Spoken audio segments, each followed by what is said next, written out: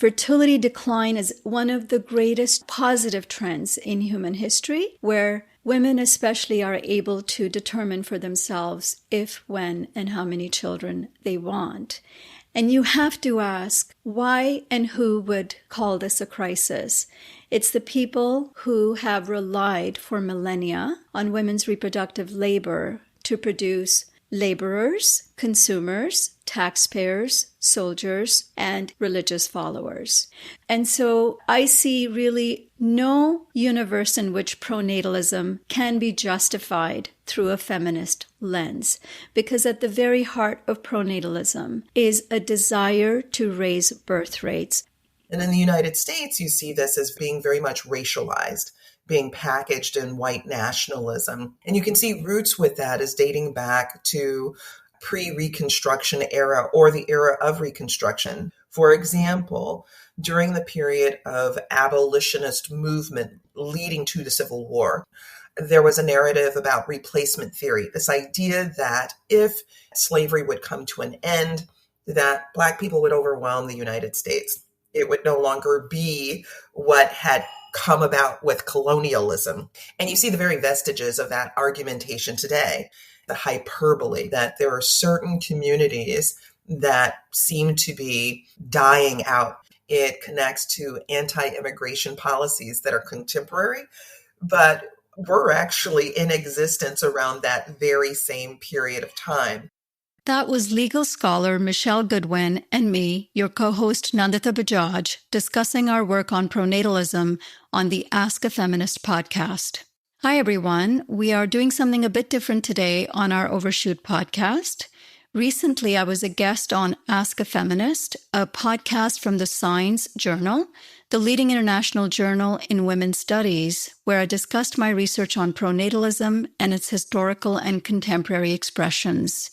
The conversation was hosted by scholar activist Shoshanna Ehrlich, and joining me as a second guest was Michele Goodwin. The three of us had an excellent discussion deconstructing the harmful ideology of pronatalism and what this means for the state of reproductive rights and planetary health today. And we wanted to share it with all of you. So we're really excited to republish this episode on Overshoot, and we hope you like it. You can find the links to the original episode from the Ask a Feminist podcast as well as to the Science Journal in the show notes. And here is that conversation.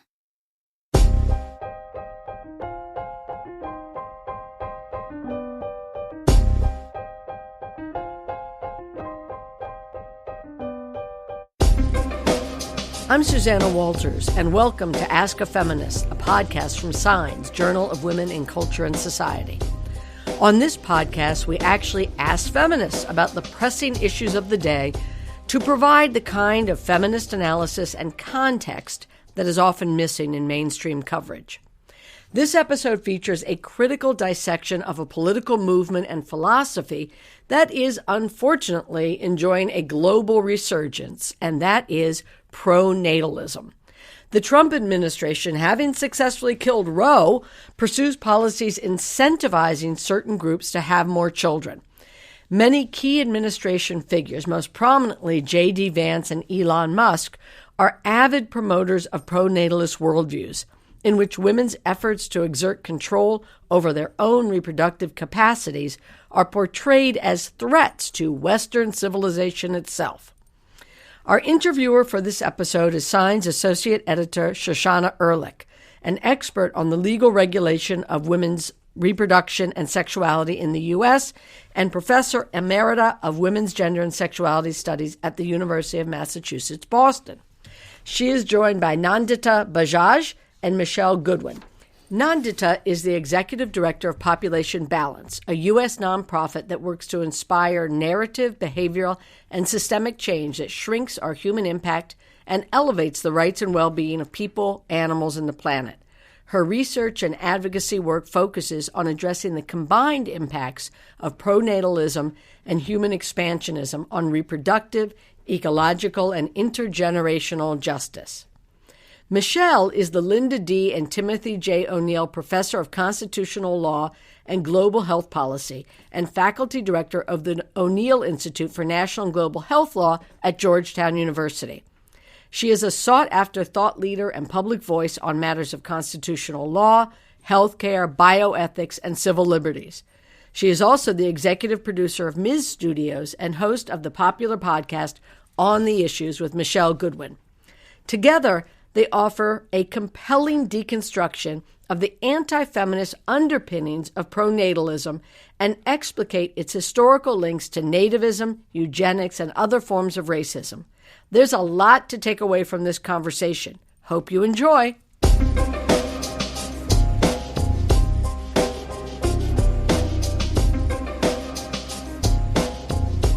I'm delighted to be here with the two of you and looking forward to a really exciting conversation. So we have lots to talk about. All of our listeners may not really be familiar with pronatalism, and we're going to get into a lot of detail as our conversation progresses. So let's just lay the foundation. How would you characterize, define what pronatalism is? And Nandita, why don't we start with you? Thank you, Shoshanna. And I must start by saying that it's an honor to be in this conversation with both of you. Thanks for having me. So to start, pronatalism is a set of cultural and institutional pressures placed on people, primarily women, to have children and large families for other agendas. It is the proverbial water that we're swimming in. It's everywhere. It comprises pressures from family for grandchildren and messages in media that romanticize marriage, pregnancy, and motherhood while stigmatizing those who are single or child-free. It includes religious messages to be fruitful and multiply, and nationalist and economic state-sanctioned restrictions or bans on contraceptives and abortions, or tax credits and baby bonuses. I see pronatalism as the oldest form of reproductive control and as patriarchy's most successful project, and I'll explain that a bit more later. Terrific. So you planted the seeds for many of the themes that I think we will elaborate on. Michele, let's turn it over to you to see how you would frame a basic definition of pronatalism. I don't have disagreement at all. In fact, embrace what we've just heard. And in fact, it's universal. So it's not confined to one specific country. It's strategically as old as humans have roam the earth in some instances and cases. I think in modern times, the ways in which we've seen it has been quite coercive. If we took, let's say as a slice, the U.S., because the U.S. has been a focal point in the news with questions of birthright citizenship, with the Supreme Court overturning Roe v. Wade and Planned Parenthood v. Casey, it raises significant questions about a political agenda that we can see right in front of us, a political and legal agenda. This notion that there are certain communities that seem to be dying out. Now, that's not actually the case, but that is the hyperbole. This is the concern. And in the United States, you see this as being very much racialized, being packaged in white nationalism, unfortunately. And you can see roots with that as dating back to pre-Reconstruction era or the era of Reconstruction, where you see narratives that linked to today. For example, during the period of abolitionist movement leading to the Civil War and the Reconstructed Constitution, there was a narrative about replacement theory, this idea that if it were that slavery would come to an end, that Black people would overwhelm the United States. It would no longer be what had come about with colonialism.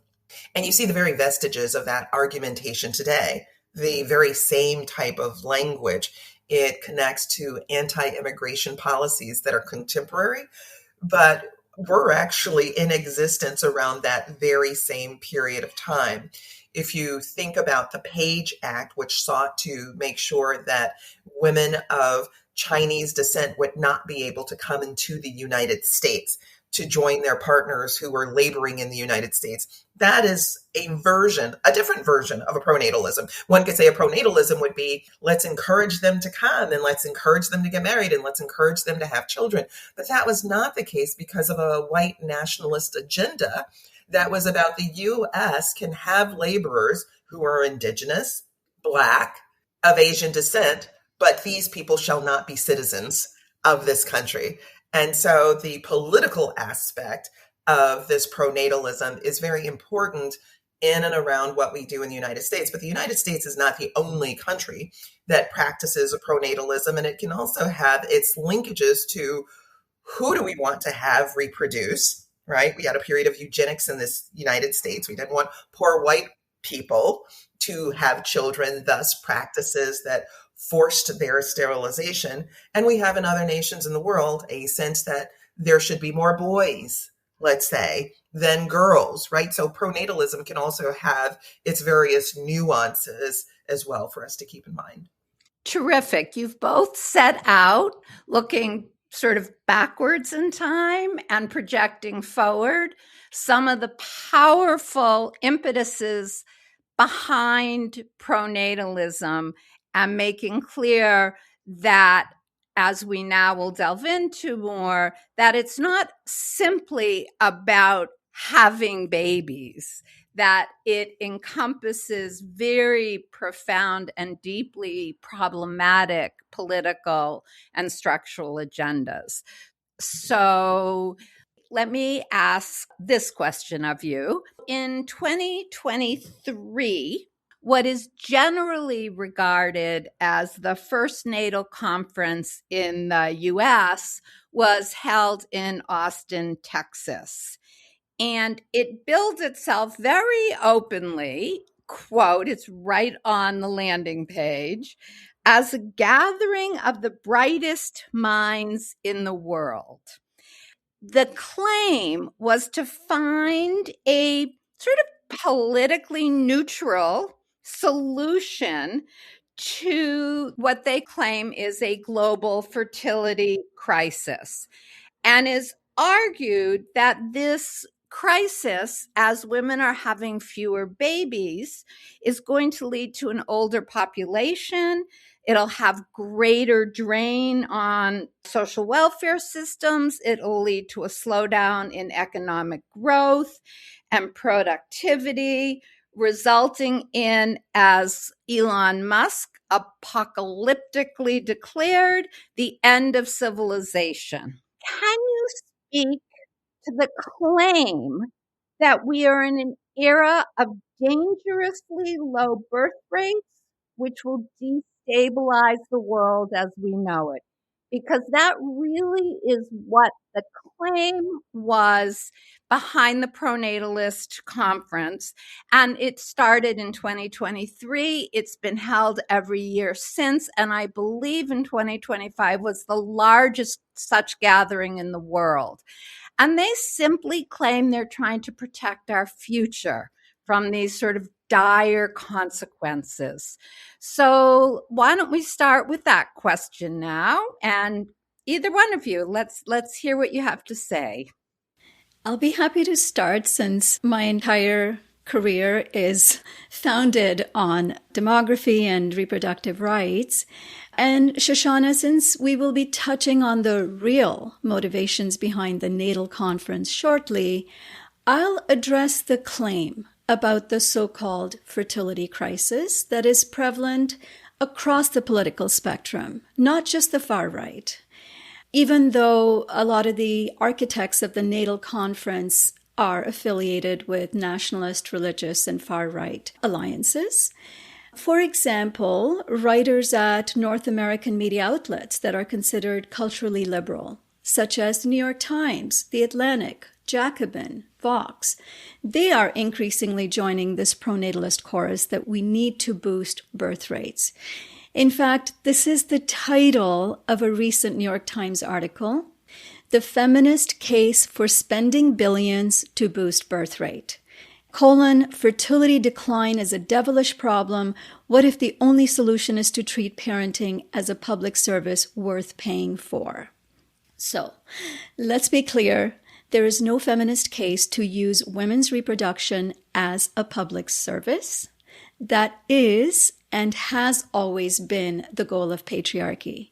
So pronatalism and feminism are mutually exclusive. And just to give a little bit of a historical background around this fertility decline narrative, why is it so prevalent? Why is it happening now? And why is it so ruthless? So in terms of history, so humans have been around for 300,000 years. And for most of that history, our population did not exceed 10 million. So just for context, Toronto, Canada, where I am, the population is 6 million, and that was around the population of the entire world for most of our history. And fast forward thousands of years, about 5,000 years ago, we saw the rise of civilizations. And this is when empires were starting to build. And part of their mission to strengthen state power was a focus on population, because you needed people to strengthen the state, the empires, but you also needed people to protect the state. You needed soldiers, you needed slave labor, you needed to create social hierarchies in order to be able to control people.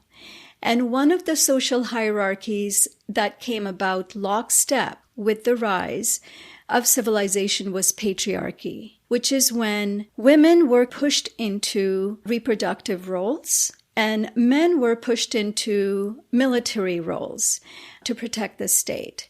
And even though, as Michele said, pronatalism in some way or form has probably been around for most of human history, the institutionalization of pronatalism started 5,000 years ago with the rise of patriarchy. And believe it or not, prior to that, people were living in largely egalitarian societies, lacking these social hierarchies of racism and sexism and pronatalism and misogyny that we see today, where women actually enjoyed much greater reproductive and personal liberties and autonomy. So I just want to be clear that pronatalism within kind of the larger historical context is a much more recent phenomenon.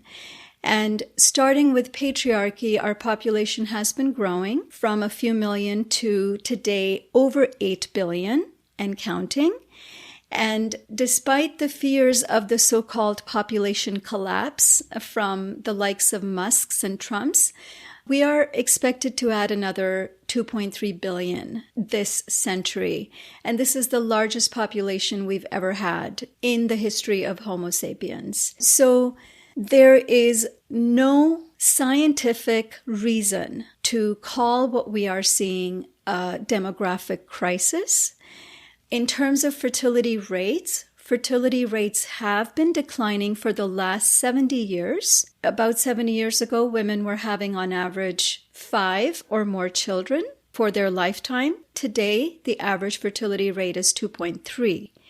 This is one of the greatest positive trends in human history because of increase in gender equality and reproductive autonomy, where women especially are able to determine for themselves if, when, and how many children they want.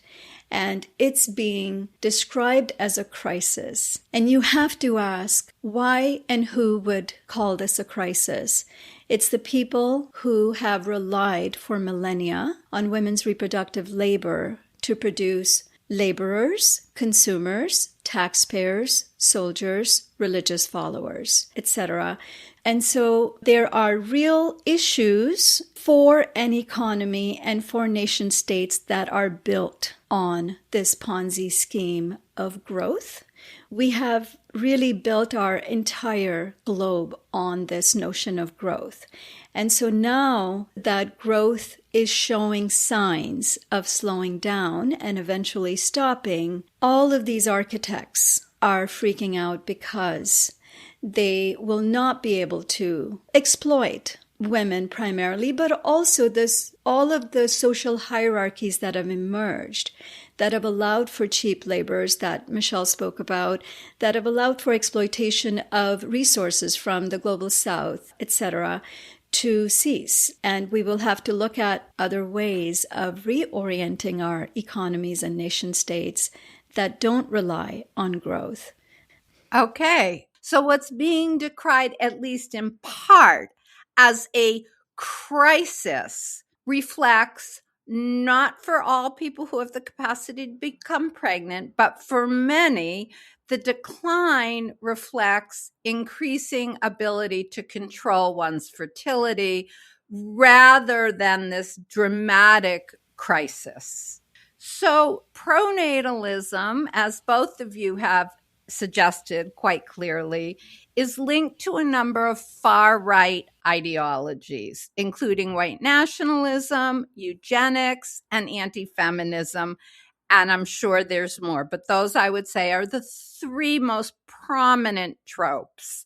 For example, Kevin Dolan, he's considered the brainchild behind this natal conference, declared in response to apparently some people when he was organizing this conference raised this concern. This is a quote: "We can't have natalism because we have too many stupid people."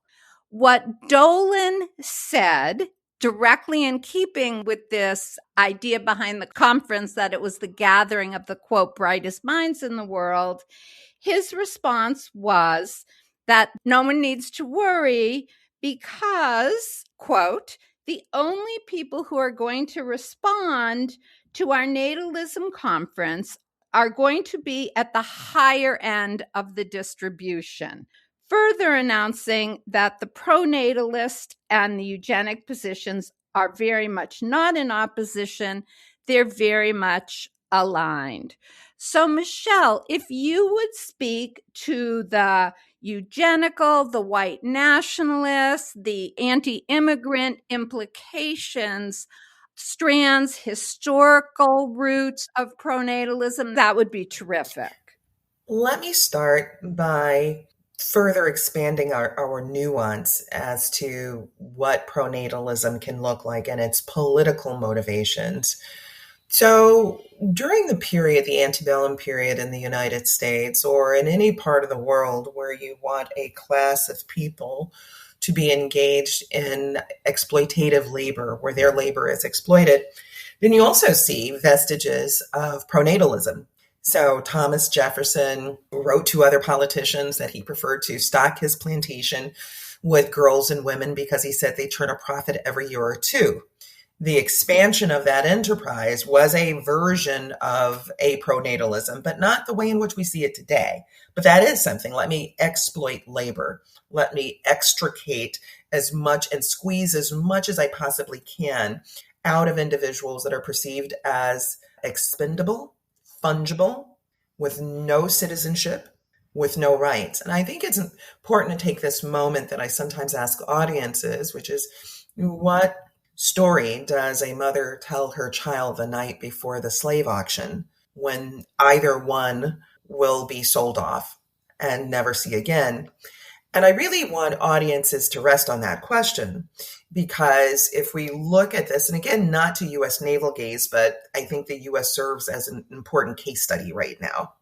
And if we think about what that institution truly meant as one that was not just simply picking puffy balls of cotton in bucolic green fields, but sexual exploitation and rape, such that girls as young as 8 years old were not spared from this type of capital-seeking enterprise, where advertisements across the country advertised for breeding wenches. And I then ask a question about what is a breeding wench? What makes you a breeding wench at 8 or 9 years old? So that right in front of us, we can address in a more honest way what that enterprise looked like, which demanded the reproductive capacities, extracted that from girls and from women in order to satisfy the hunger of what became the United States. And that's all factual. And so a system like that then has other laws that buttress it. Those are laws that make it such that you may not learn to read and write, that it is against the law to teach people who have this being extracted from them to learn how to read, to learn how to write. The earliest laws are this. And then these earliest laws also instantiate something else in terms of one's positionality within a state. And that positionality we have dating to the 1600s in the United States and Virginia. Laws that made it clear that children born of enslaved women would take on the status of their mother. Now, this becomes very important in a system that is seeking to extract, seeking to multiply, seeking to make these demands, but it seeks to make these demands such that those offspring do not inherit what the Constitution provides. Now, those children do not inherit the plantations, the estates. They do not inherit America. And we don't see that change federally until after a civil war, until after our 14th Amendment, which then gives birthright citizenship. Now, why is this important with the question that you ask? It's because these are systems that morph and shift. So on one hand, you want sort of many people to engage in this labor that helps to fuel the hungry beast of the system, that never seeks to invite them into citizenship. In fact, slams the door on their personhood, that relegates them to the status of a cow, mule, or goat, which is why I asked the question, what story does a mother tell? Because it takes so much in a society such as that says by federal law, by state law, by custom, that you are no higher than a goat or a mule in the field. So then what does that mean when the system then shifts? Right? Because we have to pay attention to the political shifts. And you talk then about your question about eugenics, because then we have in 1927, after there's been a reconstructed constitution, after there's equality under law, all of these amazing things of this reconstructed constitution. In 1927, we have coming into manifestation what W.E.B. Du Bois was writing about in the late 1800s and the early 1900s, 1903, the souls of Black folks. And what W.E.B. Du Bois spoke about is there is going to come a time in which this country will be confronted with questions about poor white people. And at the time, if you think about this as only about Black and white or indigenous, you're missing out.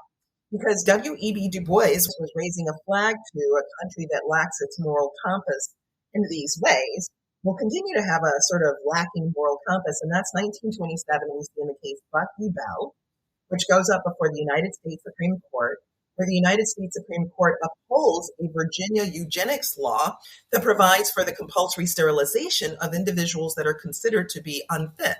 Now, what makes one unfit? Essentially, in the United States, that was poverty, being poor and white, and that was not at that time enforced against Black people. It was not with indigenous people in mind. It was this bizarre thinking amongst an industrial class, amongst wealthy elites, that somehow the shadows of whiteness that they wanted to distance themselves from could be eradicated by just simply imposing forced sterilization. The Chief Justice of the court, Oliver Wendell Holmes, one of the most revered jurists on the United States Supreme Court, opens the case with saying, Carrie Buck is a poor white girl from Virginia. We get it straight from the Supreme Court, what is really taking shape here. And the court says that 3 generations of imbeciles are enough. Now, there is nothing that can actually record that there was anything mentally impaired about Carrie, but she was poor. The court further says that better than to let them starve for their imbecility, society can prevent those who are manifestly unfit from continuing their kind. And if we break that down, and we need to, Carrie's poor and she's white. This is all that we know. And then she's had a baby out of wedlock. And yet she's considered manifestly unfit. Imagine that. And we don't talk about it. Poverty, whiteness, baby out of wedlock, manifestly unfit. So this pronatalism has its ways of weaving, because if we were truly committed to pronatalism, let all of the Carrie Bucks in the world have the babies that they want. But instead, there is this sense about who it is that we want under a nationalist theme and lens to reproduce. And let me just stitch this question to a close with the following, which is that we are woefully unprepared for a discussion about how the United States is implicated in one of the gravest travesties of the 20th century. And I say one of, but it's a very important one of, and that's the Holocaust. It is after 1927 that the Third Reich comes to visit the United States, because after that case, then dozens of states in the United States passed eugenics laws. They went into effect. It was so popular that in the coming attractions in movie theaters were advertisements about how many successful sterilizations were taking place all across the country. There were fitter family contests where in the United States, before the Nazis got to it, that we were looking for the bluest eye and the blondest hair, and people were being given medals for what their babies looked like. And it is after the Third Reich comes to visit the United States. I mean, they adopt almost verbatim the law that the United States Supreme Court upholds. 80 years ago, we have the Nuremberg trials, and I'm going to conclude with this. And there's a doctor's trial. And the prosecutors in the case, one was Justice Jackson, who left the United States Supreme Court to lead the prosecutions in Nazi Germany. And the Nazi doctors start off their defense with, "How dare you come here? We did what you did." Now, of course, they took it to extremes that the U.S. had not. But this point of adopting U.S. law and U.S. practices of ghettoization and all of that was not untrue. So when we think about pronatalism, we have to understand these political through-wins in terms of what that represents. Terrific. So I just want to pull together a few threads, and then I definitely want to talk about this in the context of anti-feminism. So one of the things that I was struck by, Michele, in what you were saying is, if I have the quote from you correctly, Buck versus Bell, this history of eugenics was to prevent the manifestly unfit from reproducing themselves, which is exactly what Kevin Dolan said to the sort of person who is afraid that the pronatalist conference would encourage those who were too stupid to reproduce. So I think we see a direct through line. I do want to talk about a little bit in greater detail about kind of the anti-feminist component of pronatalism. But again, I just want to start with a quote from one of the speakers from the pronatal conference. Her name is Peachy Keenan, and she's the author of this book called Domestic Extremism. And as she made clear and has made clear that pronatalism is, as she pretty much proclaims, proudly anti-feminist. And she states that, here's one of her quotes, "We really don't want to market natalism to the progressive feminists.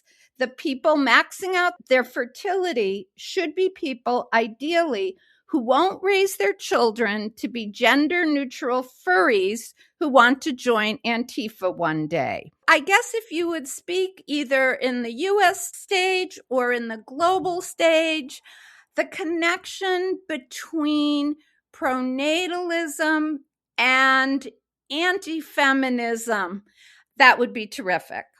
One of the things I look at in a graduate course that I teach on pronatalism, population and the planet, is the failure of feminism to have totally and correctly critiqued pronatalism within a feminist framework. So I didn't think there would be a universe where I would agree with Peachy Keenan, but her claim that pronatalism is proudly anti-feminist is correct.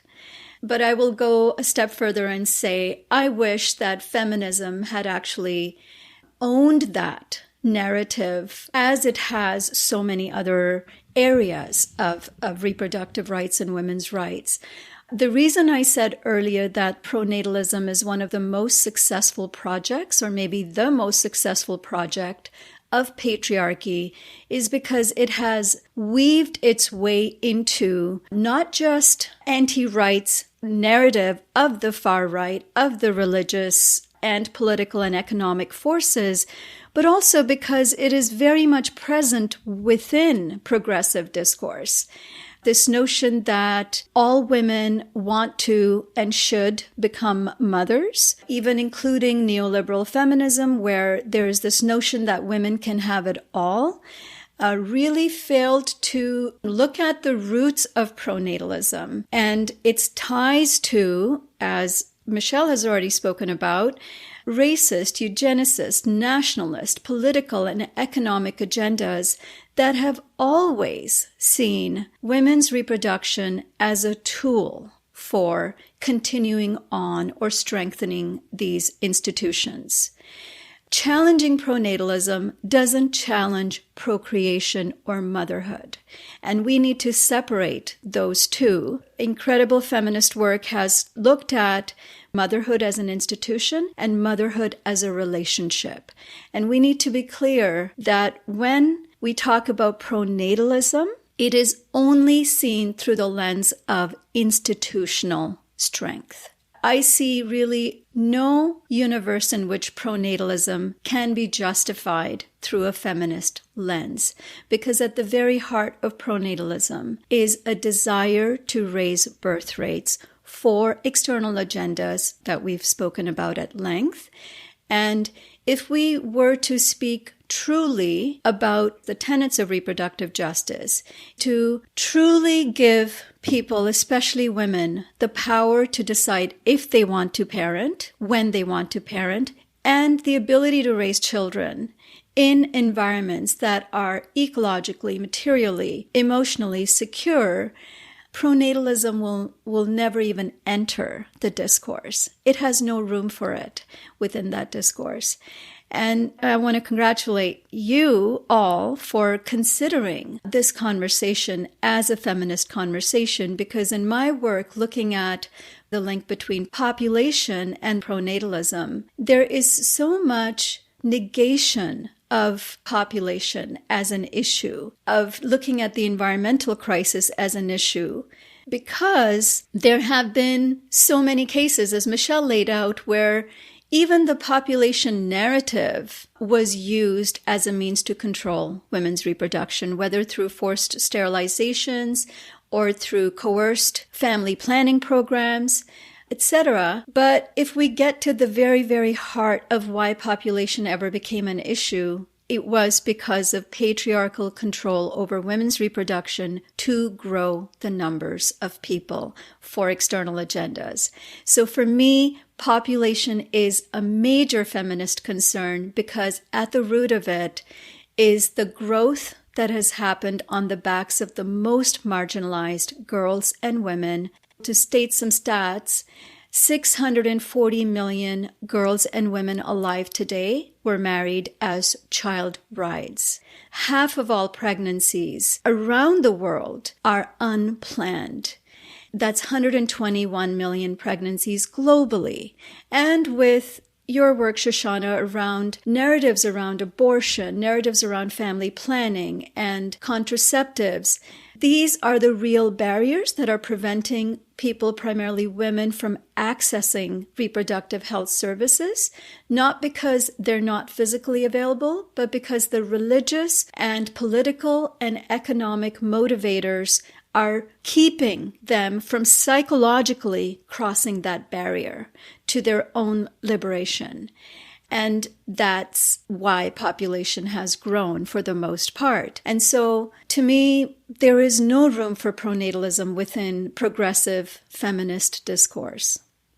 Okay, that was terrific. Thank you. Because as you noted earlier, there has been in some of the sort of mainstream liberal press an attempt to kind of link pronatalism with what's been a long time feminist agenda, which is to provide family supports for those who want to have children.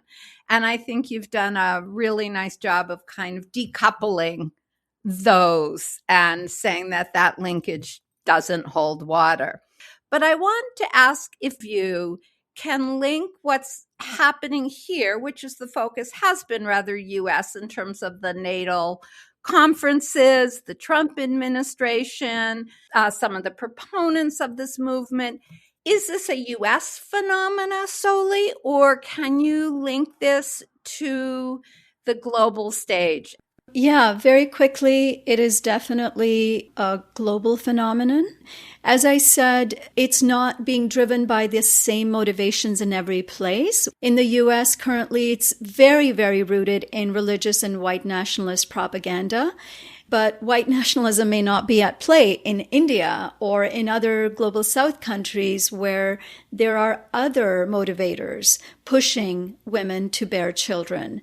Often it is ethno-nationalism, the drive to produce more children of a certain kind, anti-immigration. So in Hungary, for example, the so-called fertility crisis is being dealt by having women pay no taxes if they produce 4 or more children. In Russia, Putin is giving mothers who produce 10 or more children a motherhood medal with some money. If I may interrupt for 1 second, I believe that is where this idea of the national motherhood medal that's been floated in the Trump administration comes from. Exactly. And it has its roots in the Stalin government. That's where Russia is kind of recapturing it. In other places in the world, in a lot of global south countries, within, let's say, African countries, there are so many religious narratives that are preventing people, specifically women, from being able to access contraceptives. Notions that contraceptives will make you permanently infertile, or you are committing a sin, or that you are being promiscuous by using contraceptives. So there's all of these myths that are preventing women from actually becoming liberated. And what we are seeing, and this is a trend across the globe, is in every place around the world, regardless of education level, regardless of political ideology or religious alliance, wherever and whenever women gain access to reproductive freedom through education and fertility and reproductive health care, we see fertility rates decline. And that's a global phenomenon. And that is partly why there is such a strong response to this, because no amount of bribery or coercion is able to reverse that trend, is because women are refusing to comply as they have been forced to for thousands of years. Once you gain freedom, no amount of coercion will make you give that back.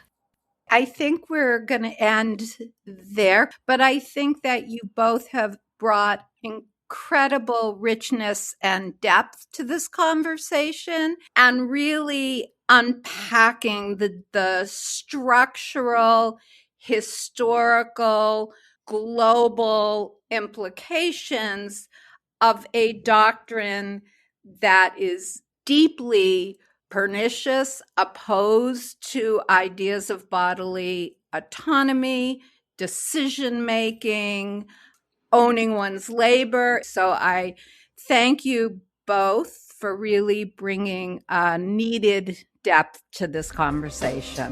Thank you.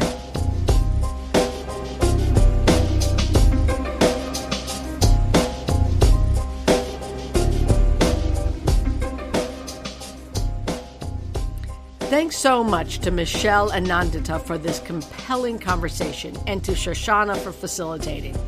Please consider subscribing to the podcast and leaving us a review. Ask a Feminist is part of a larger project we're doing at Signs called the Feminist Public Intellectuals Project, which is all available for free on our website at signsjournal.org. You can find tons of fabulous free feminist content there, including our short take series, where we offer commentaries on feminist books, most recently Soraya Chemaly's book, All We Want Is Everything, How We Dismantle Male Supremacy. You can find us on Blue Sky and Instagram at Signs Journal. I'm Susanna Walters, editor of Signs. Thanks for listening. That was a republished episode from the Ask a Feminist podcast. If you enjoyed this conversation, be sure to check out that podcast as well as the Signs Journal. We will return with a regular interview for our next episode of the Overshoot podcast in 2 weeks. Thanks, everyone.